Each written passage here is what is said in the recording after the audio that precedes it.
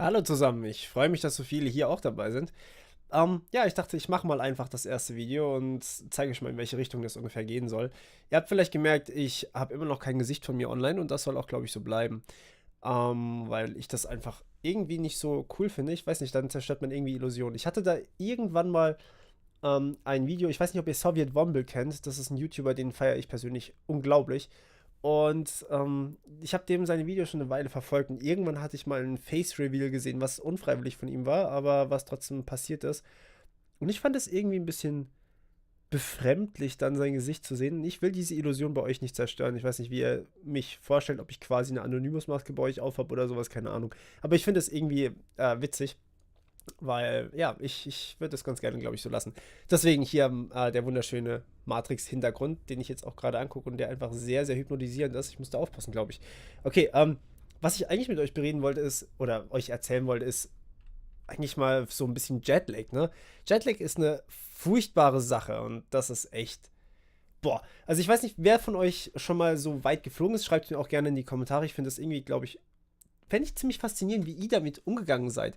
Bei mir war es so, wir sind ja erstmal nach Australien geflogen und dann auch wieder zurückgeflogen. Beides Mal hat man natürlich Jetlag, weil in Deutschland ist einfach erstmal 10 Stunden später als in Australien und ja, dann ist man hier halt, keine Ahnung, man fliegt hier los und es ist mittags um 3 und dann kommt man in Australien an und es ist halt einfach am übernächsten Tag, weil du halt einfach erstmal 24 Stunden auf dem Weg bist, plus dann nochmal 10 Stunden Zeitverschiebung, das heißt, du hast 34 Stunden später und denkst dir einfach nur so, Alter, ich habe im Flugzeug nicht geschlafen, ich bin einfach nur komplett durch.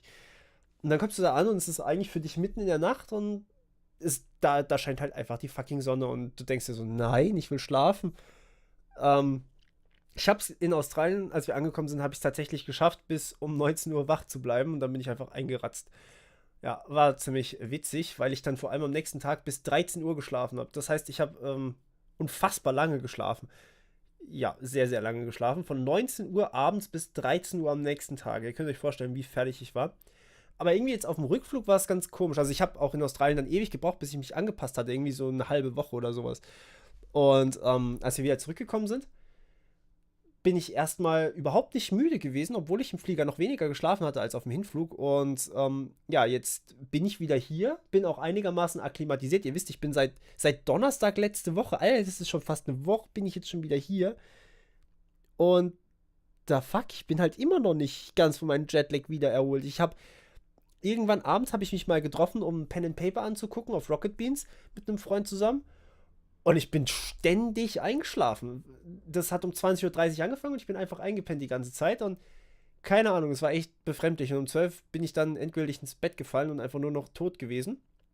Und am nächsten Morgen habe ich um 7 oder sowas wach. Und jetzt die Tage auch, die ganze Zeit, wo ich hier bin, war ich irgendwie spätestens um 10 schlafen, weil ich einfach nicht mehr wirklich länger ausgehalten habe. Gut, manchmal bis um 12 oder sowas.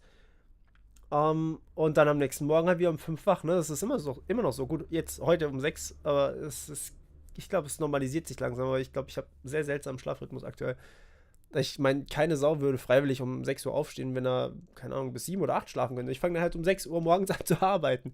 Bis abends um 10 oder so. Ist keine Ahnung, es ist sehr, sehr komisch. Naja, aber in Deutschland dann halt auch dieses unfassbar kalte Wetter, das macht einen wirklich sehr, sehr fertig, wenn du dann aus 40 Grad im Schatten kommst, du quasi her und dann hat es hier 10 Grad und du kriegst einen Windstoß ab und bist quasi krank. Deswegen habe ich jetzt auch momentan gerade so ein bisschen Schnupfen. Und das ist auch der Grund, warum ich jetzt hier gerade das Video hier aufnehme und nicht irgendwie ein Video zum kalten Duschen oder sonst irgendwas. Weil das Zeug ist halt, was ich ausprobieren will, ist ein bisschen stressig für den Körper. Ähm, und ja, ich glaube, ich würde es fast bevorzugen, das in voller Gesundheit zu machen. Deswegen habe ich das jetzt aktuell noch nicht gemacht. Ja. Hm. Schwierig, schwierig.